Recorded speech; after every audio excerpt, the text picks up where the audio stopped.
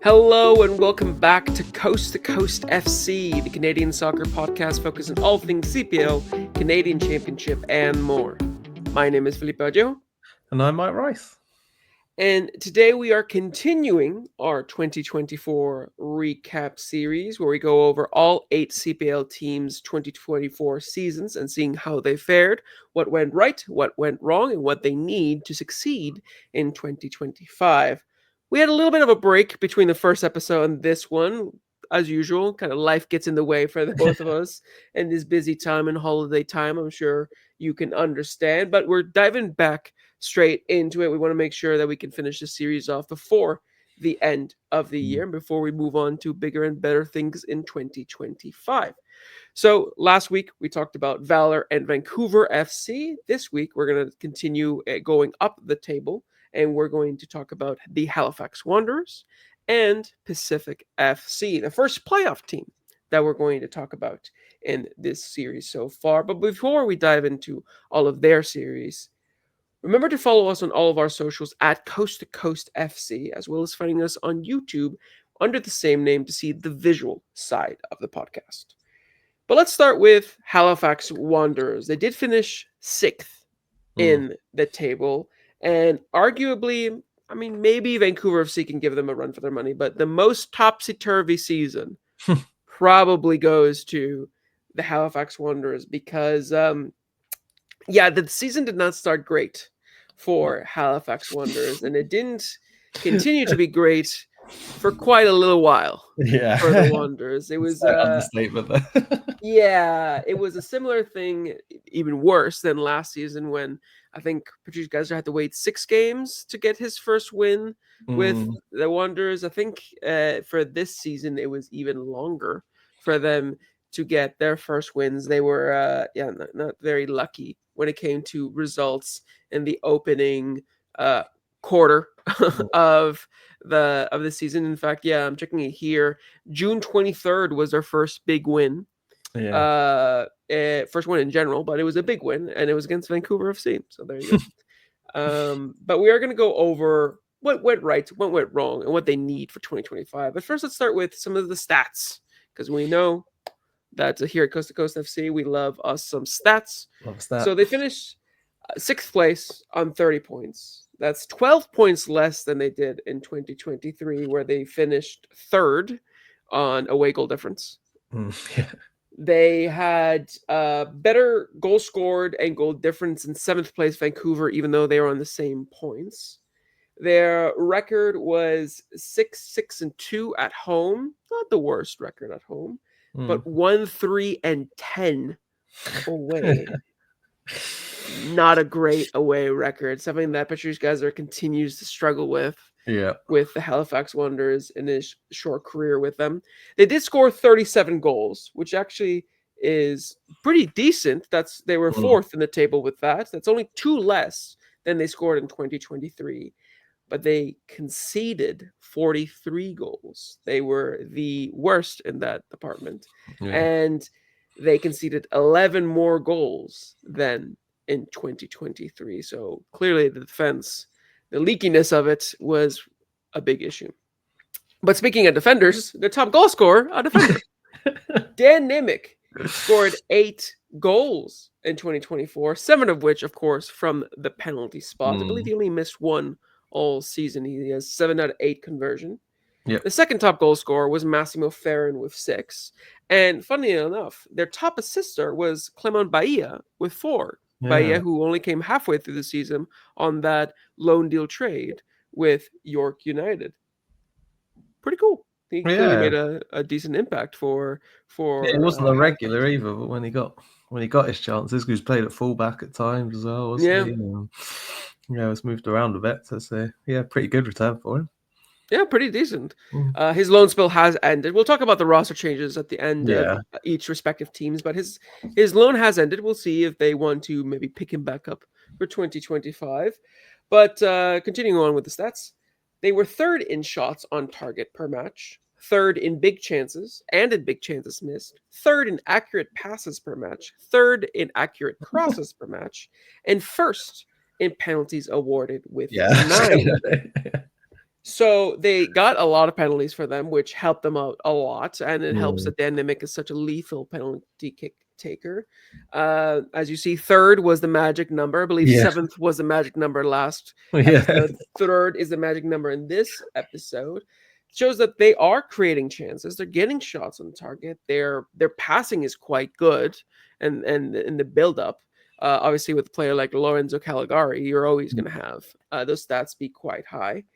The issue, of course, as we mentioned at the beginning of the episode, was defensively, because they were seventh in goals conceded per match, seventh in clean sheets, fourth in interceptions per match, second in tackles per match, fifth in clearance per match, sixth in saves per match, and of course, the big one, they were Right. first in red cards with Yeah. 8. You look at the defensive stats, and the fact that they were fourth in interceptions and second in tackles, even fifth in clearances, shows that the defense was trying to Yeah. not concede It goals. it just shows that their games are pure chaos, doesn't it? Like Yeah. there's stuff going on constantly at either end. It's back and forth and back and forth. And I think that if you didn't have that red card stat, you'd be very confused as to why they conceded so many goals given Yeah. the stats of defensively. But then you see that they had 8 red cards Mm. throughout the season, and you think, there's the answer. And the truth is that is sort of what happened throughout the season for Yeah. the Halifax Wanderers. Discipline played a huge part. But let's not focus on the negatives right We'll now. get Let's to save that. that. We'll get to that. There's plenty to talk about there for Halifax. Let's try to brighten it up. Let's talk about what went right for the Halifax Wanderers in 2024. Big one, of course, Dan Nimick continuing to be a big player for the Yeah. Halifax Wanderers. He's still scoring a lot of goals. Yeah.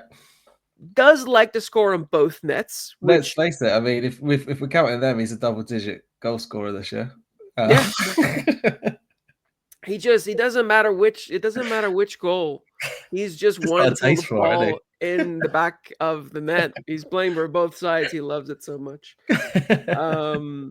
But yeah, still a big player for them. Still going to be interesting to see if they manage to hold on to him, if they renegotiate a contract with him ahead of 2025. But he was a good player for them for the most part. Yeah, and the like as much as we joke, like it's penalty, like they've got a lot of penalties, and like people sometimes sort of downplay them, but they still count. Like, and you're winning them, and if you've got someone who's going to be able to put them away confidently, like it's the same way as people complain, oh, you're only scoring from set pieces, like you're not scoring, like it's not scoring enough goals from open play. They all count. Like, and if you've got someone you can rely on there, that's really good. And when you're attacking that much, and the players do get in the box and they do try to get forward, it's a great weapon to have. Yeah, exactly. And you add the assists as well. He had 3 assists. He had 11 goal contributions from a center back. I mean, regardless of how leaky the defense was, you still gotta give him credit. Time at right back as well, didn't he, this year? Yeah. It was just a bit out of the way. So, but yeah, it showed a little bit of flexibility. Yeah, he had the worst luck in the world this year, like somehow, but he still showed why he was so well thought of last year, and why it's a huge player. Which, I mean, we'll get on to other editions, like you say, but he's someone to keep him.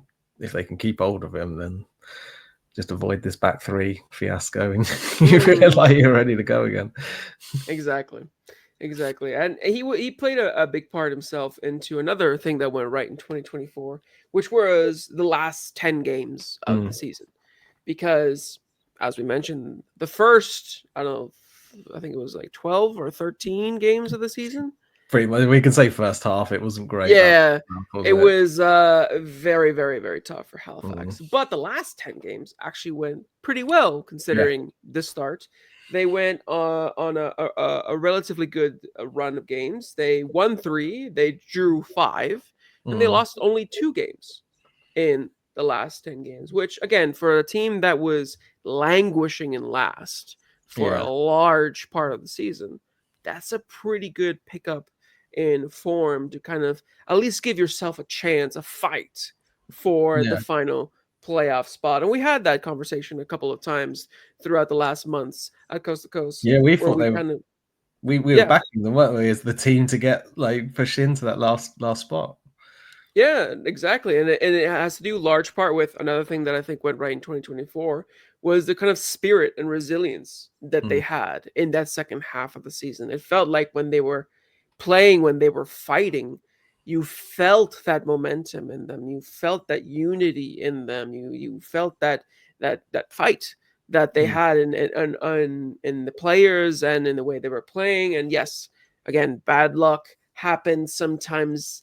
They went a little bit too overboard, and that's where the disciplinary yeah. things came into. But overall, like that was a thing that for me made it seem like they would be more likely to go and push on and get that fifth place spot. In the end, it didn't happen. They fell short 4 points, but they finished sixth after Mm, being once again, in last place for a long part of the yeah. season. That's a pretty big comeback, especially if you're looking at it within their own context. That's Mm, still a good, relatively good way to end the season. And the last thing I think that we can say that went right in 2024 happened actually after the season mhm. ended. And that is the first big move in the CPL season from any team, really, Yeah, especially intra-league. And that was the Halifax Wanderers signing Thomas Merguier yeah, to their squad for the 2025 season. I think, again, looking at how many goals they conceded and the issues that they had with concentration that we'll talk about in a little bit.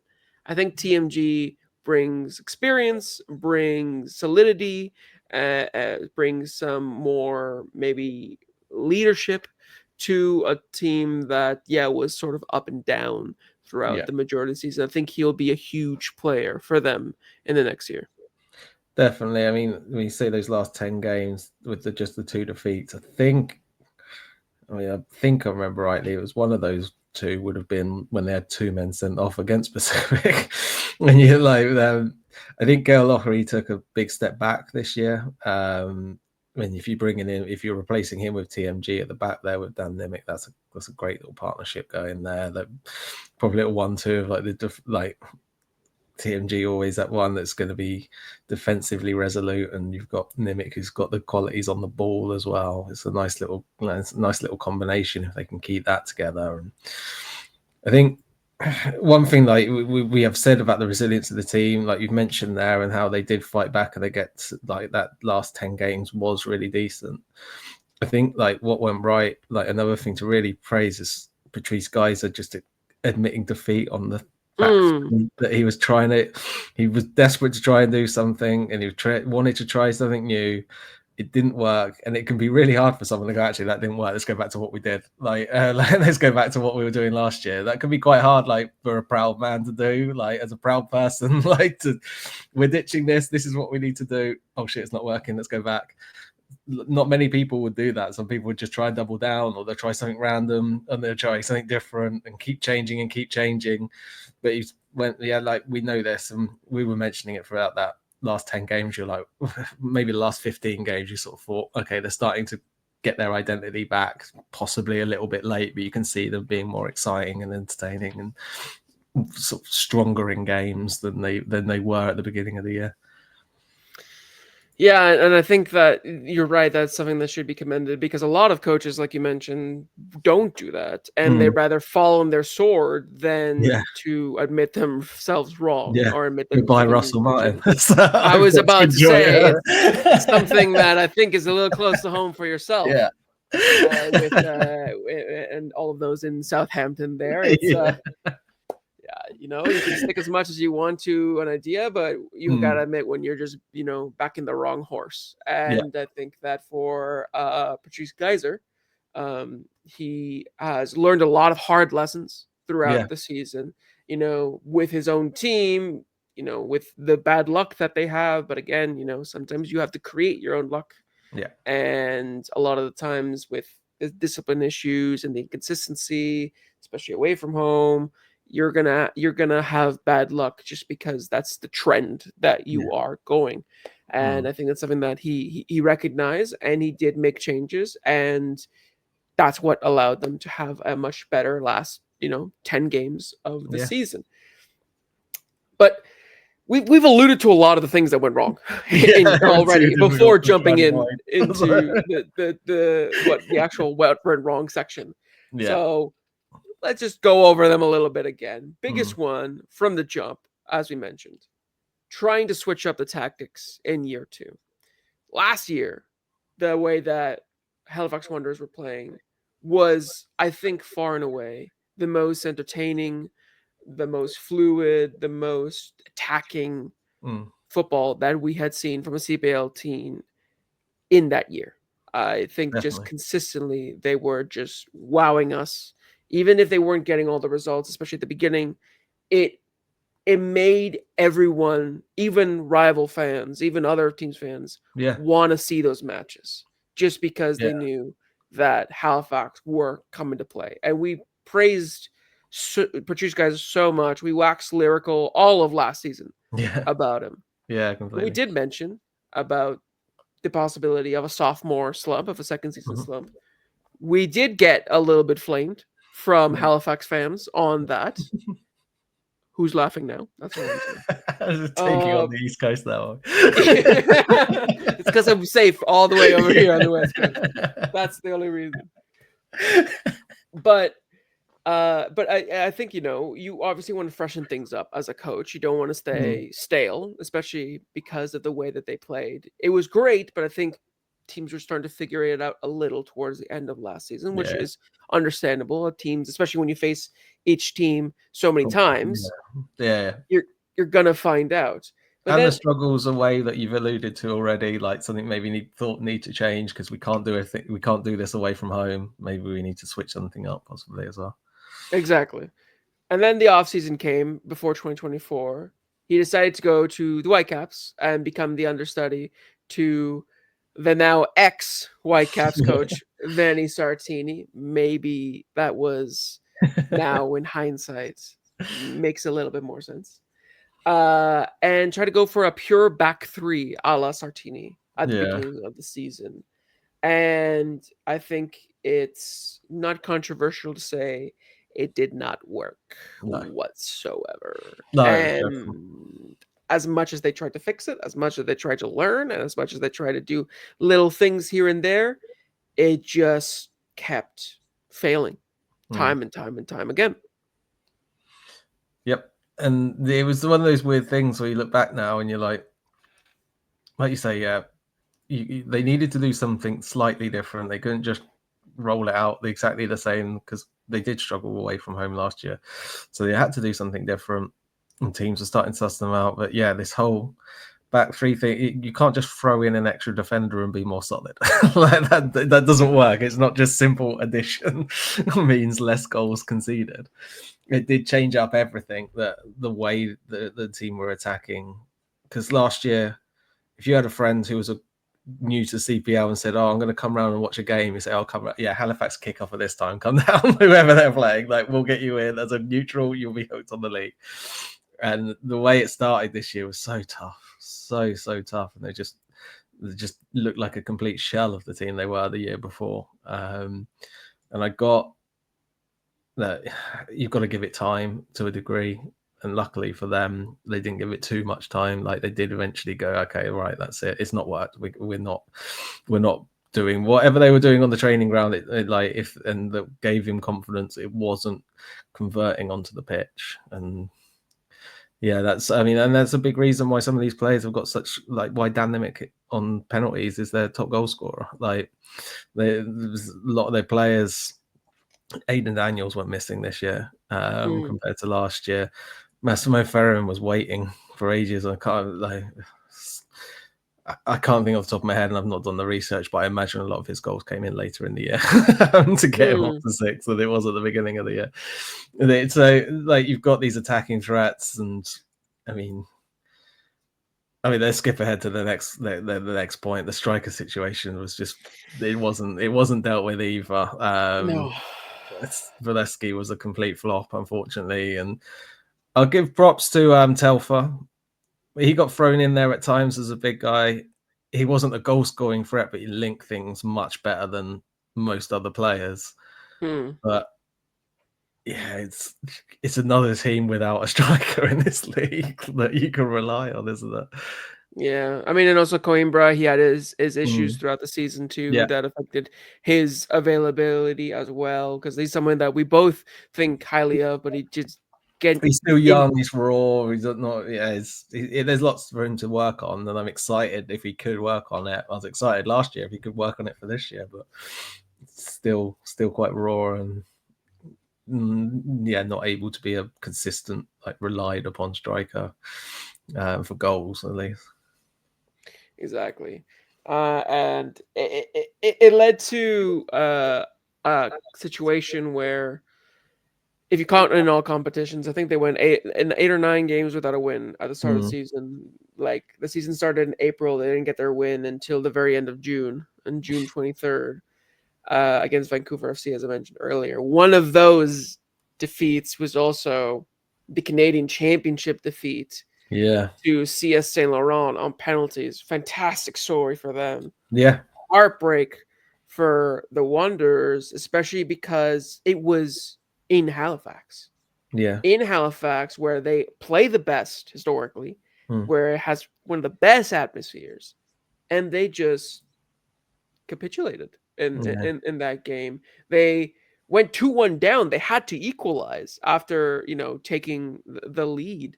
And in the end, they went to penalties and they lost 5-3. And I think that really shook the team. mm. And there's where like spirits were broken.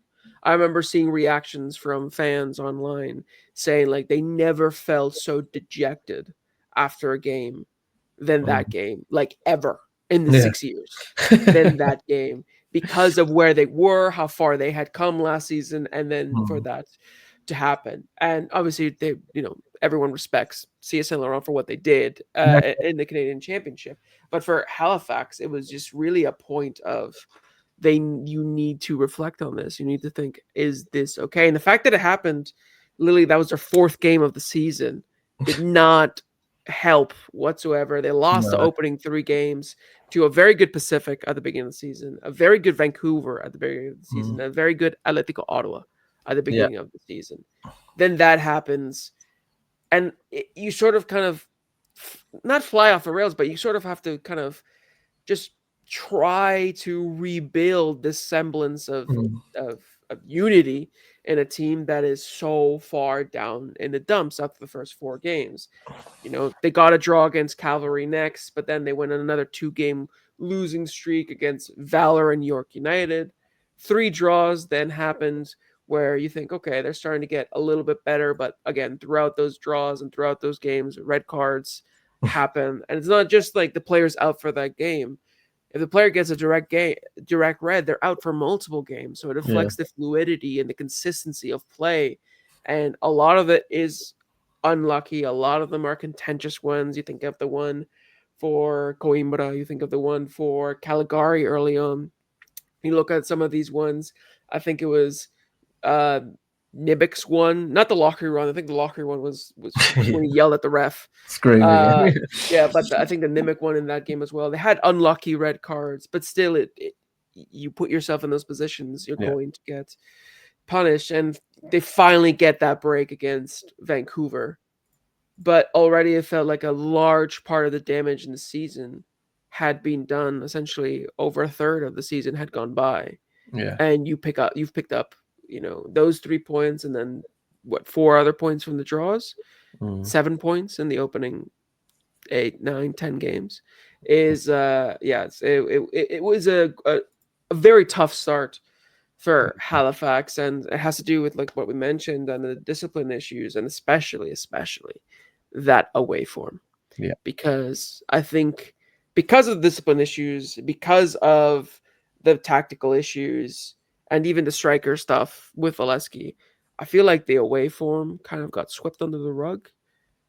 But Yeah, I guess it's just because it was bad at home as well at the beginning. You forget the uptick in form at home sort of masks some of the consistent poor form away again, and that's the biggest thing next year that they need to do is try and work out how they can perform on the road. Like next season, that is the ultimate thing. Like they at some point they have to pick up 3-4 wins away from home.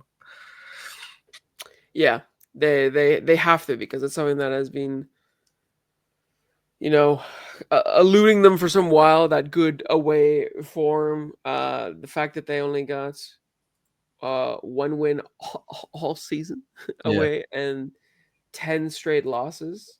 And I think last season they only had 2 wins, yeah, 8 draws, but 4 losses as well.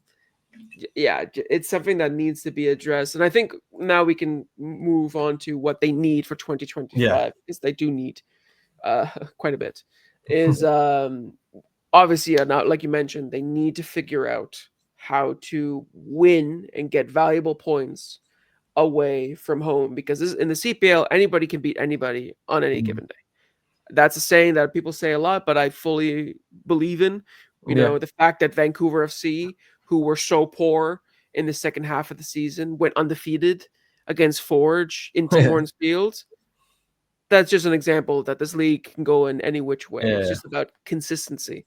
And I think that's something that they really need to have away from mm, home, is that consistency in play. And maybe that comes from a bigger thing that they need to focus on, and that's finding that clear identity yeah, again. One that suits the team, instead of trying to suit the team to a change of identity, which is, I think, the mistake that Patrice Geyser had at the beginning of 2024, and I'm sure he's going to want to not make that mistake again for no, 2025. no, definitely. I think he'll learn from those mistakes. So he's quite a young manager, and obviously in this league, so there'll be a lot for him to to reflect on over this bit of time, and the players that he's going to look to bring in over this sort of break going into the new season. More, I think he'll be going back to that back four. I think bringing in TMG sort of shows, yeah, like he's not a player that's playing in the back three. I don't think like he's a 4-4, like he's a back four kind of guy. So I think they're getting themselves set up for that again. And I think it'll be good for them to work out a way of getting that exciting open style when they're at home, but learning how to temper it just a little bit when they're away from home, just to control the game a little bit better. Will be pretty vital for them. It'll be interesting to see what they do with this roster going into the new year on that front. Yeah, exactly. I think that's when you have a player like TMG. Like we mentioned before, he adds so much, but you have to make sure that you can get the best out of him Mm. in the style of play that you're trying to play. And I hope that Patrice does manage to do that, and with the rest of the team as well, because you know there might be some players that are leaving, some big players that are leaving there, but they might as well stay. I mean, you have to address the number 9 issue in this Yeah, offseason. That is absolutely crucial. You yeah, they'll have to need take another shot on that, won't they? Yeah, you need a striker that has history of performing well. I think that was something that maybe they did not put the nail on the head in terms of Shivalevsky, because his goal scoring record wasn't that great in the USL in the last few No, seasons. They need a proper bagsman, like a lethal fox in the box for 2025 to push them to being, top 4 / title contenders mm, in 2025. But they need maybe some refresh in some other areas as well, because this could be another off season of change. And mm, let's quickly talk about some of the roster updates that we got from yeah, Halifax before we move on to Pacific. The 9 players have guaranteed contracts for 2024 for Halifax, and Jefferson Alphonse, after he had a 1-year contract option automatically triggered after an appearance clause was met in this past season. Nassim Mekadiche, who came in later in the season for Halifax. Kareem Sow, midfielders Jeremy Gagnon Lapare, Giorgio Provo, Sean Rea, which is great for them because I think mm, he's a quality player. Vitor Diaz and Camilo Vasconcelos. And then the only forward that is guaranteed is the youngster, Davio Ciccarelli. mm. Because the rest of the players that you might be thinking, where is everybody else? Well, a lot of them have either club options or their contracts are just out. Yeah. Players with club options are 11, and they have until the end of the year to trigger these options. That's for goalkeeper Aiden Rushinas, defenders Julian Dunn, Kale Lochry, Riley Ferrazzo, and Wesley Timoteo. Midfielders Aiden Daniels, Thomas Geraldo, and Jay Rappersand, and the forwards Thiago Coimbra, Massimo Ferran, and Ryan Telfer. Now, Thiago Coimbra has been confirmed to be coming back for Mm.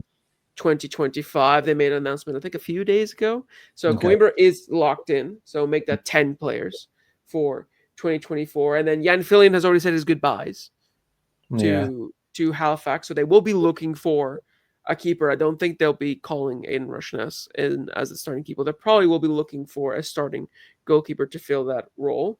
And then the big ones are Dan Nimick is out of contract. Zachary Fernandez is out of contract. Mm. And Lorenzo Caligari is out of contract for 2024. Those are big names, and those Yeah. are big shoes to fill if they can't renegotiate those contracts, especially obviously Nimick and Caligari. Now I Mm. want to pose this question to you, Mike. If Nimick and or Caligari don't come back for 2025, do you still back Halifax to be able to have a better year than this past season and find adequate replacements for those two players? They're huge losses, like obviously, but I think bringing in TMG puts a quick stamp on that. If you're gonna lose Dan Nimick and you've got Alphonse had showed a lot of promise. Makadeche looked decent at times. Julian Dunn we lost through injury, but again potentially could be a really good player.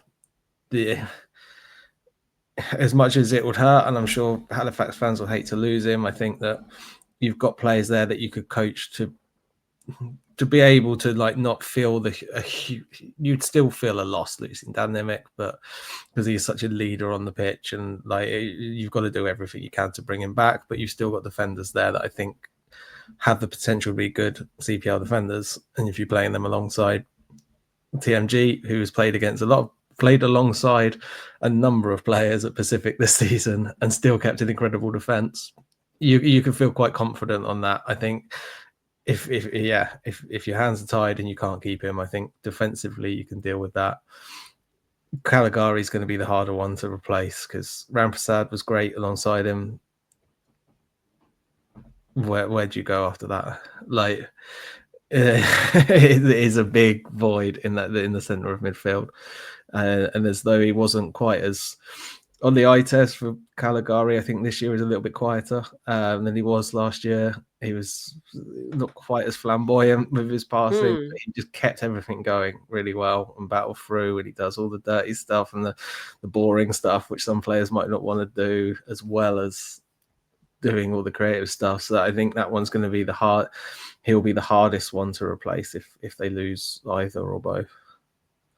Yeah, because it was when he got that red card against Ottawa in the third game of the season. I think him not being in that team for those, I think it was 3 games that he was not there, hurt them a lot. Yeah, I think he is a very, very, very valuable piece of Halifax in the way that Patrice Geyser wants to play, and he's not easily replaced. I mean, you could argue that pound for pound in his position, he is the most talented player in the league. Coming from the PSG academy, he was touted as a big star. Didn't really work out that way, but even still, he just makes the game look easy. And players like that, they're not lining up the door. They're kind of not on those hidden contracts.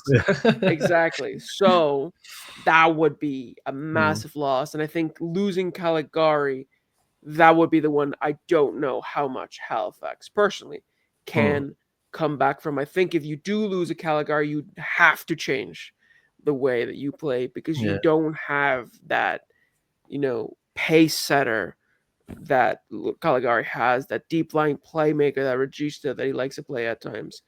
and I think you need to switch things up then. So Yeah. it will be interesting to see what happens if they lose those massive players. But one thing for certain is that 2025, they need to get a win in the opening few games. Yeah. They Yeah. need to get a win in the opening few Yeah. games. As much as I'm sure they'd love it to be at home, an away win would be even better Yeah. for 2025. So we'll see. We'll see what more business they do in the offseason, and they can make that dream a reality in 2025. But now let's move on to Pacific FC, who finished in 5th place. They won the battle for the final playoff spot that dominated the league in the last few weeks, especially after Forge wrapped up the title. Really was all about the bottom 4 instead of the top 4. And they were the ones that came out victors. They finished on 5th place with 34 points. Again, 4 points ahead of both Vancouver FC and ahead of Halifax Wanderers. They had a 9-7-12 record where they had 6 wins, 3 draws, and 5 losses at home. That's 6th overall in a home form. 3 wins, 4 draws, and 7 losses away. Once again, 6th in away form. Yet they finished 5th. Funny how that works. Their biggest issue, which I think we can just say right off the bat, scoring goals. They had only 27 goals scored in the league, cementing themselves as last in that regard. But they conceded only 32 goals, which was the second best in the entire league. So, once again, defense, really good. Attack, not so much. It goes to show that Moses Dyer technically was their top goal scorer with 8, but really he scored 4 with Vancouver, 4 with Pacific. Dario Zanata was second with 5, but he did score his first goal of the season till September 7th. Mad. So it goes to show how tough scoring goals was for Pacific up until essentially the last few months of the season. In terms of some positive stats, they were 4th in goals conceded per match. They were 2nd in clean sheets, 2nd in big chances missed, which you could see as a good or a bad thing, but they're creating those chances. 2nd in penalties awarded, behind obviously Halifax that we just mentioned.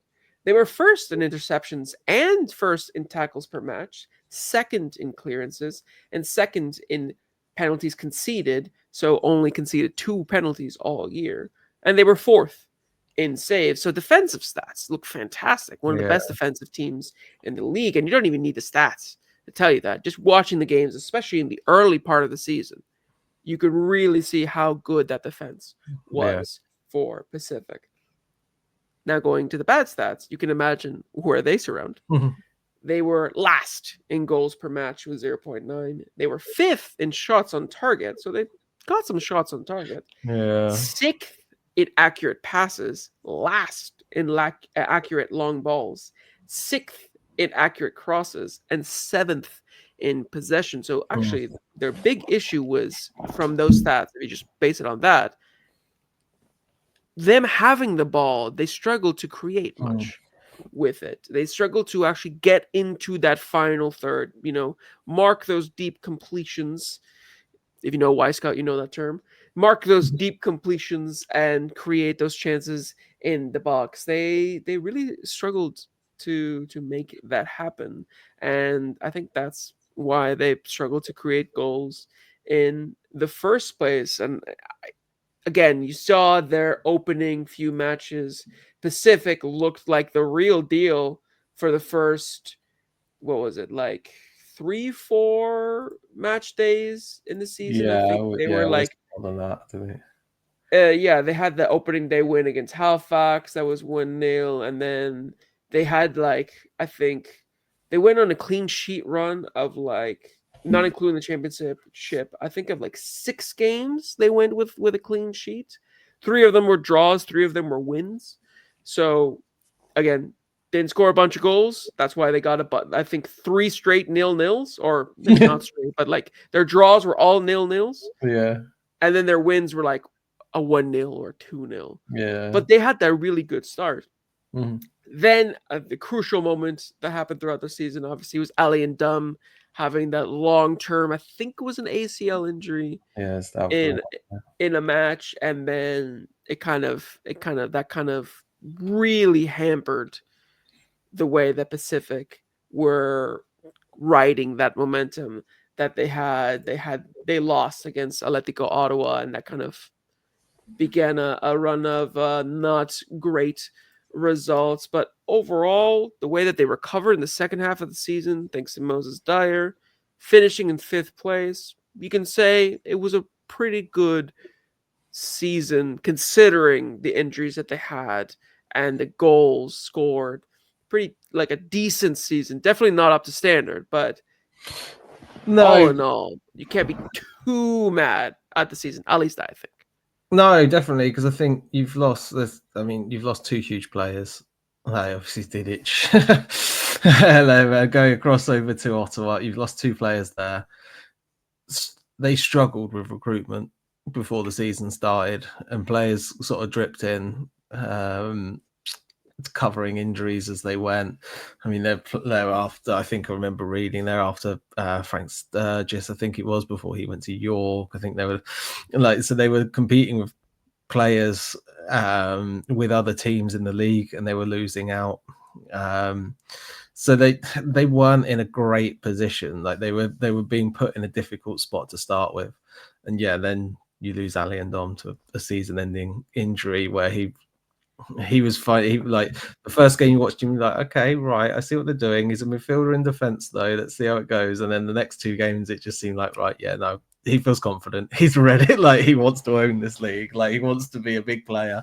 And then this injury just absolutely takes like the stuffing out of the whole team. And hopefully we get to see him back to his best next year. And hopefully he can crack on again and recover really well. But it was they've really struggled from that, and but they were in such a difficult spot. And you've mentioned obviously 7th in possession. It can be easy to say that because of the history that Pacific have got of wanting to become like James Merriman wants to last year. We want to control the ball, we want to control games. I think he's looked at that and realised, I haven't got the team to do that. I haven't got Aparicio in the midfield. I haven't got these things. I'm going to have to try and hit teams on the break. And also last year we had a hell of a lot of possession and we couldn't create anything. Why don't we just sit back and try and hit on the break maybe? And it didn't quite work. But there were some things where you look at, it wasn't so much the game plan that was set out. I think sometimes they looked like they were doing the right things up until they got into the final third, and then their attacking players just didn't have the confidence. Like they didn't have the composure. But what went right was that they were set up well for what they had. I think this isn't the roster that they had last year, and they still started really well. Yeah. And I think when you look at everything that happened after those injuries and trying to cover for them and everything, you kind of get the sense that they were never, aside from the opening, like I said, the opening 6 matches, they were never fully at 100%. They were never fully at full strength. I think other teams had periods where they had more of their players at disposal when you could see this is their best team that they're fielding. I don't really think that beyond again those first six match days, Pacific ever were that. They always had something going on with a suspension or an injury, and it Yeah, really hampered, similar to Halifax, really hampered their consistency and their form, and it made it difficult for them to build on such a great start. Because even throughout all that, like we mentioned, talking about what went right last season, the defense was amazing. Like yeah. defense was really good, and this, even with losing and dumb, some players stepped up. You had Juan Quintana, you had Makadiche. Taylor coming in, like Vukambilwa was great when in those moments he had. And I mean, Emil Gazdov just deserves all the praise in the world. Like, I Yeah, mean, he was absolutely stepped up from last year to be like he was a model professional. Like he was like a seasoned pro for most of this year. Exactly, and like he's a deserved winner for goalkeeper of the year Yeah, award because he was so crucial to Pacific having such a good defensive yeah, record. Because when the defense was a little bit, haphazard, you got the big German in nets, and he came out clutch a few times. mm. He learned from his sort of, I don't want to say master, but from his elder in Callum Irving, Yeah, and he really really took massive strides forward in his career, mm. and this season. And it'll be tough, honestly, to see him stick around for much longer if Oh, he definitely. continues in this trajectory, because already he's one of the best goalkeepers in the league. Mm. Maybe you could even say one of the best goalkeepers in the country right now, including the MLS teams on his form. So yeah, it'll be tough for Pacific to keep Mm. him around. But he was a massive, massive positive in Yeah, 2024 from Pacific. The other big players, you could say on either ends of the season, was obviously Ali and Dum at the beginning, but also Moses Dyer yeah, towards the end. That trade deal probably will go down as like one of the best trade deals for one team yeah, in CPL, because that just completely 180'd Pacific's season. That looked done and dusted. I remember us talking about it in like August, yeah. where we were like, Pacific, there's zero chance Mm. that they make it. We had more faith in Halifax, who were rock bottom, Yeah, than in exactly. Pacific because of their scoring problems. Yet he comes in, makes an instant impact, scores 4 goals, and I think what, like 9, 10 appearances, Yeah, and lifts them up completely to put them into 5th place, usurping their BC bitter rivals, Vancouver FC, who had been sitting in and around there for the majority of the season, and being able to push on to play in the playoffs. I think he was massive, influential, and exactly what they needed at that time. yeah. It was someone just to stop overthinking. I think like some of these players are Mm. good quality players, and they were creating good chances, like we've seen. But once the ball got into the box, they were shooting wide, or they were not making good connections. And it just seemed like Moses Dye just walked in and goes, "Guys, just kick it in there." Like, Mm. what are we Put questioning? the ball in Yeah, the net. it just goes there. That's all we got to do. And at no point did he doubt himself. Like he doesn't appear to play that's ever going to doubt himself, and he's going to work hard. And he may not get all like an easy chance in the game, but he's going to work and try and get it. Which I think some of these Pacific players were waiting for the perfect opportunity, and I have to make the perfect connection. It's just like just kick it. Just kick it at the goal. That's all we've got to do. Like it just takes it back to basics. But it's we're just pure like sort of just commitment to like trying for the team. And it was just something they haven't got, they didn't have, and it woke a lot of players up, I think. As well as getting those 4 goals, it woke up Darius and that one and like Mm. you just mentioned, and Adonijah Reed looked much better again in the second half once he was there. And yeah, it just looked a little, there's all these little green shoots appear way too late, and you're like, oh, here we go. There could be something. I mean, if this happened 4 or 5 months ago, but anyway. Oh, exactly. It's always nice when you see a player come in that literally lifts the Mm, players almost by the scruff of their neck, saying, "No, no, no, we belong here," yeah, and manages to do that. And I think that Vancouver FC will be a little frustrated yeah, that he did right. that well. I'm sure Mm, they were sort of maybe counting him out, yeah, and the fact that he was that influential, and the sweet sweet irony that he is the one that kicks them out of the playoff spot, yeah, and basically make sure that they don't have another year with a postseason is mm, is quite funny. yeah. Um, but looking at, we already talked about it as well, but like some of the No, things that yeah, went about the wrong, attacking output. No. yeah, Mm, is that Moses Dyer, to what we know right now, is he has his loan has um expired, Mm. and we don't know what's going to happen with him. Some whispers have been that he's looking at moving outside of the CPL again. We're not 100% sure, but if they don't keep him around, which would be very, very odd, but if they don't keep him around, it'll be interesting to see who they try to replace him with, because once again, striker issues have been Yeah, something that they've been dealing with for a few yeah, seasons now, ever yeah, since definitely. Alejandro Diaz left Yeah, and Marco Bustos left. They really haven't had a proper bagsman since no, then. they'll be hoping, I guess. Like you're looking at, they brought in Rio Moore obviously last year, and I can't remember where he is at now. I'm just scrolling through the where their contracts are, negotiations are with him, or if he's already gone. Um, it's just not been great. Like they haven't found someone, and yeah, you'd imagine they'll be talking to. You'd imagine they'll be talking to him to see if they can, get Dyer back for another year. As someone who's just, his energy is just what they need up there.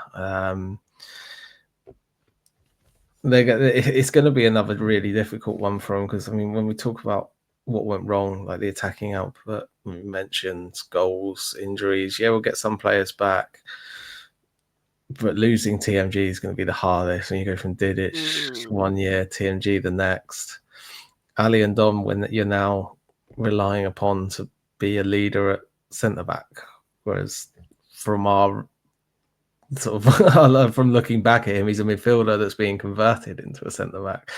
Who So did a great job at center back, to be yeah, fair. exactly. But he's done 4 or 5 games, and all of a sudden he's then gonna, what is he gonna take someone under his wing? Look at all the experience I've got in this position, because he was everywhere. Like in those last couple of games that he played, he was playing total football. He was Yeah, all over the pitch.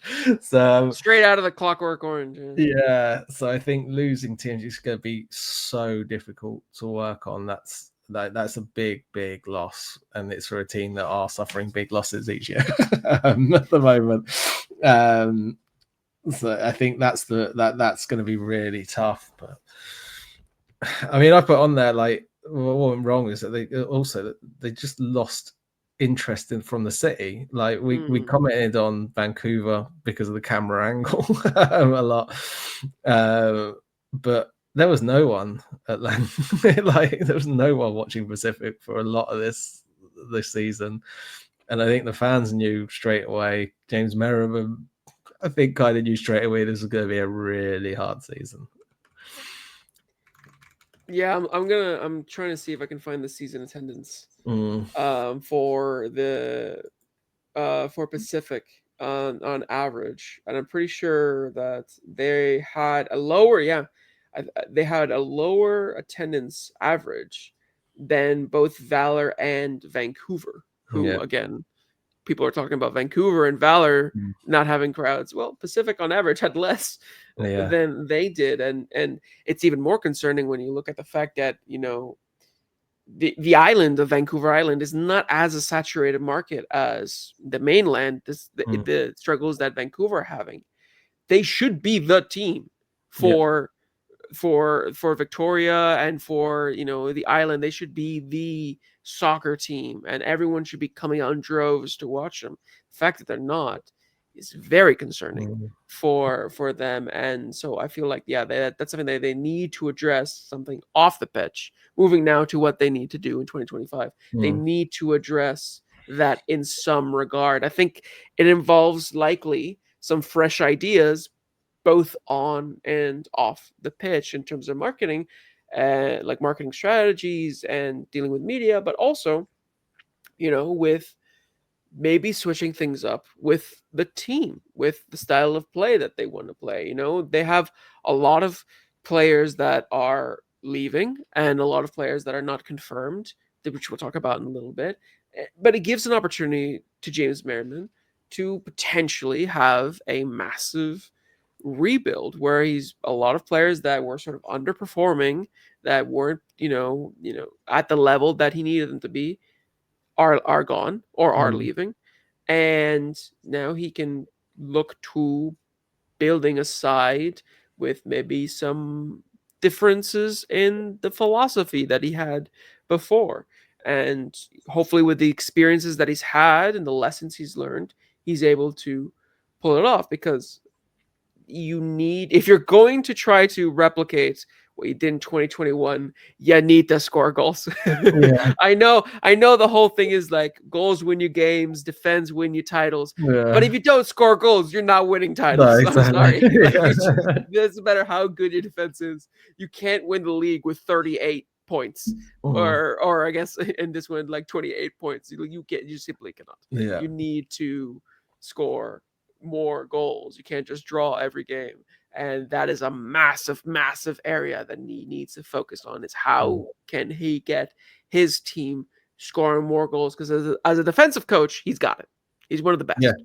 Yeah. Him and his team have been fantastic there. Yeah. Exactly. But in attacking, maybe you gotta shop around for some more attacking coaches, because that something needs to Mm. change, because it's been an issue now for a while here. And I think that's, if he does go for a rebuild, that has to be probably his biggest concern. Yeah. One of the things I think worried slightly about when that attacking third is that he became a little bit too loyal to some of his players, Mm. especially from last year when things went so well and then just fell off a cliff and carried on to this year. Ivan Salou for a while was fantastic, but it just wasn't working out. And it was and he did make that deal, and he did cut ties and made the loan trade. Players like Josh Hurd, I think, really let him down. They took a big drop off. Adonijah Reed as well, but they weren't replaced. Players would just keep getting chances and they keep getting opportunities and they weren't taking them. They weren't improving. And I think this year they need to really think about, okay, these players have now had, probably there's a few of them who have had a season and a half where they have not been anywhere near, or they have dropped off from that beginning of last year's 2023 season. And if they're going to continue getting matches, they need to start improving, because really they should be looking at improving on those and putting them back down onto the bench. Because when you look at the other players that are playing in other teams, rivaling teams, you've got players who are consistently performing or they're getting replaced. Whereas I don't think, I could be wrong, but I don't think Pacific really rotated quite as much unless they had to. Yeah, I mean, they were forced to defensively a lot because of the injuries. His hand was forced rather than making these decisions. Going, you're not performing as well, so I'm trying this, or I'm bringing this person in. Yeah, because it's even like, for example, you look at a player like Sean Young, and he was such a great player for them in 2023.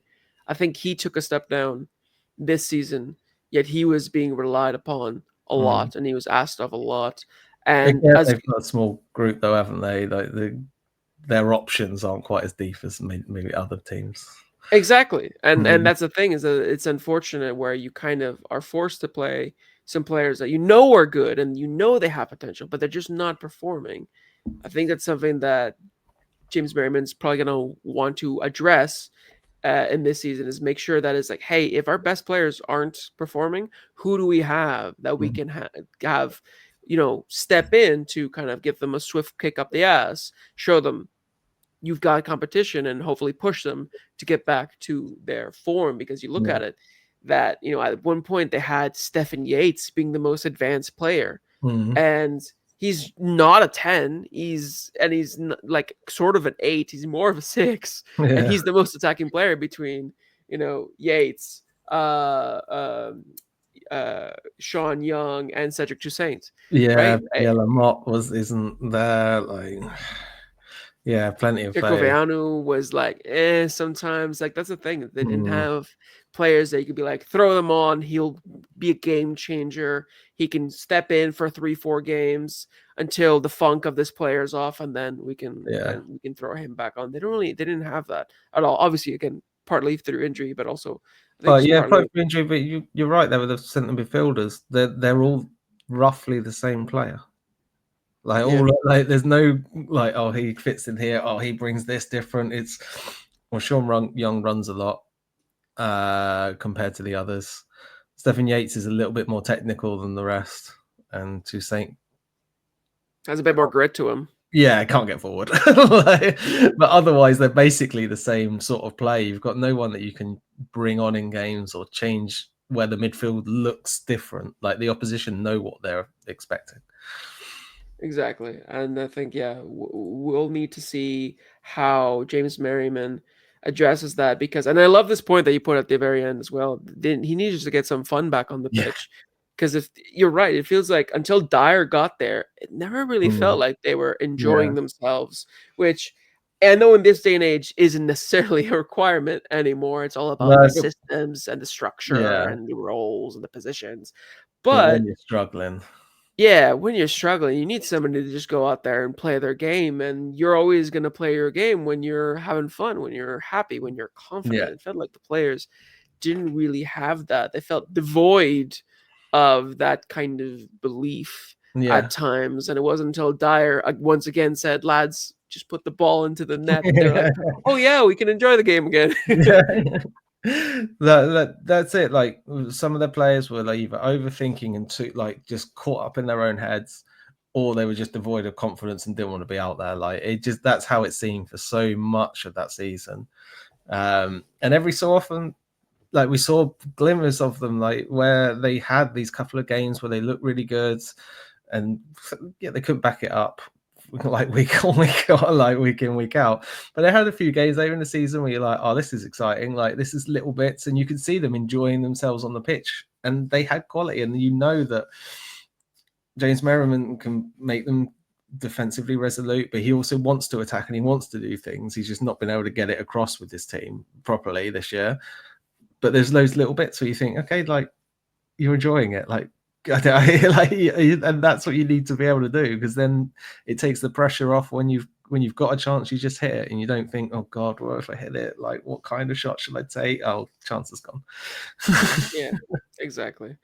I think that's going to be something that we hope to see from Pacific, is Yeah. just them having fun again on the pitch. Yeah.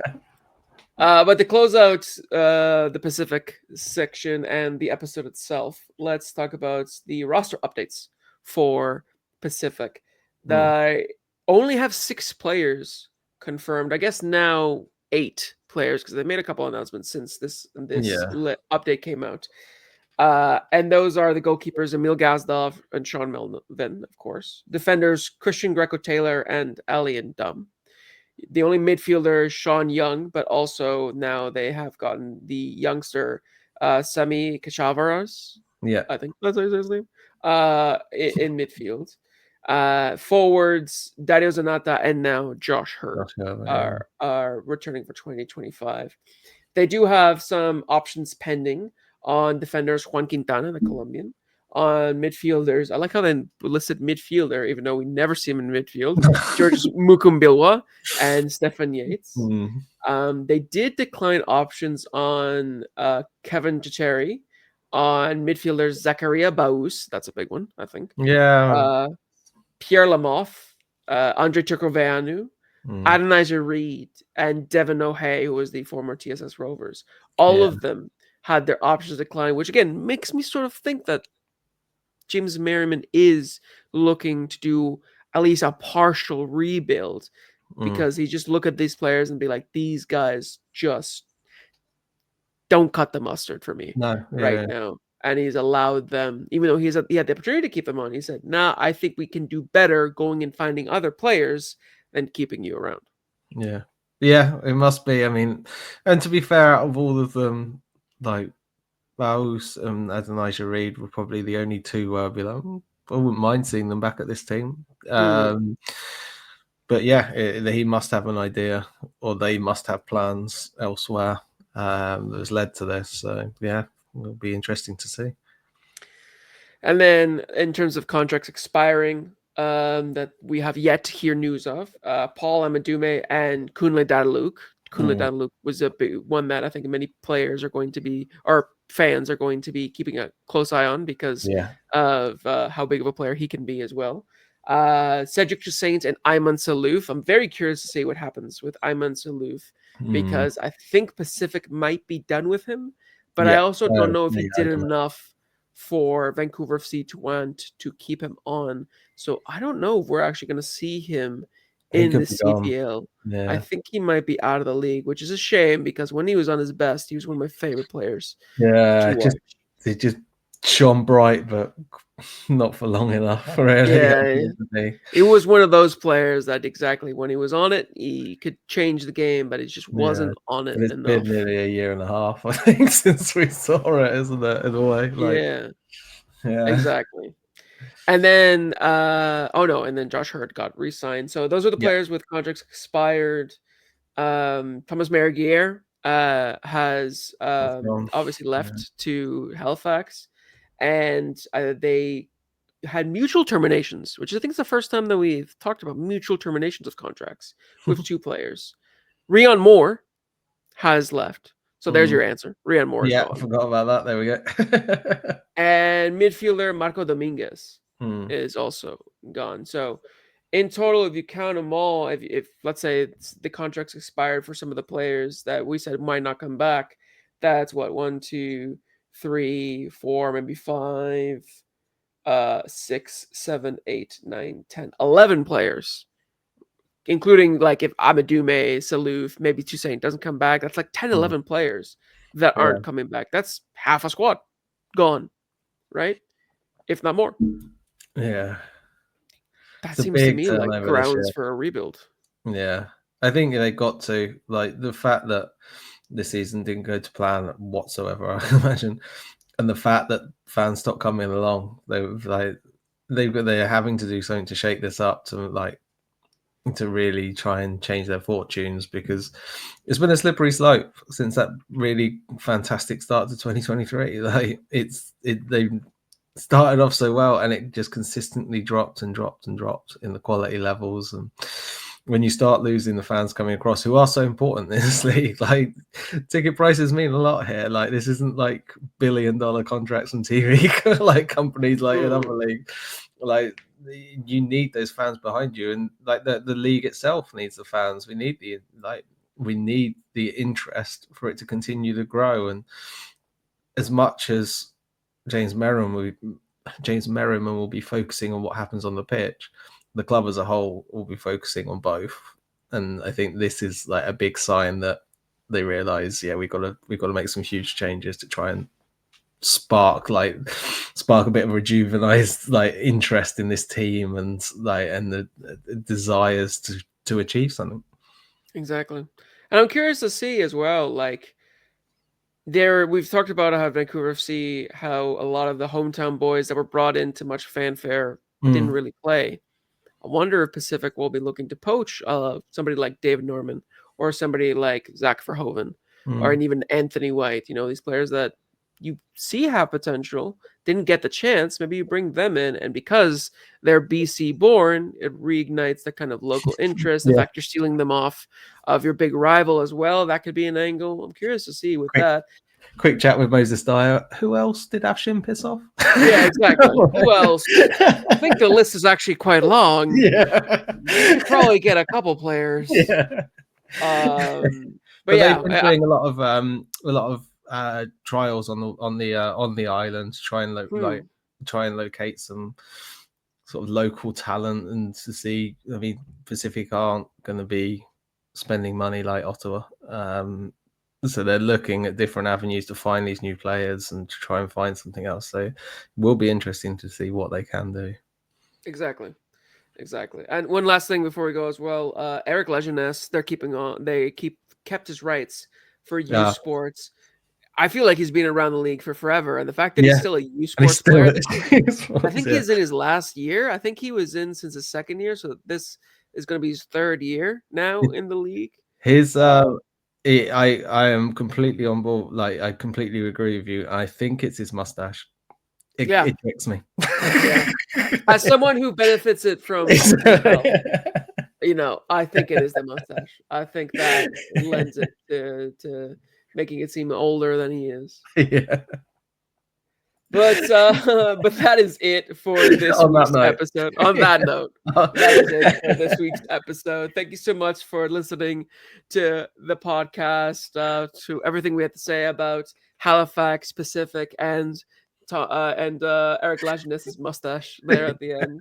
If you love that kind of content, make sure to follow us once again on our socials at Coast to Coast FC, so you can give us your thoughts on everything that we discussed, mustache included. Yeah, keep an eye out on the other episodes that we're gonna be releasing before the end of the year, and some of the big projects that we're working on for 2025. But until next time, I'm Felipe Ojo. And I'm Mike Rice. And this has been Coast to Coast FC, signing out.